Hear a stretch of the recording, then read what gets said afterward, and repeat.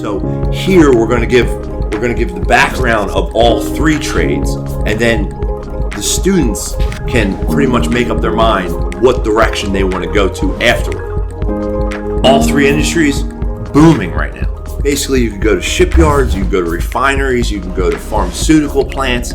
So it doesn't matter which one you pick, they all have a decent salary range and they're all hiring immediately.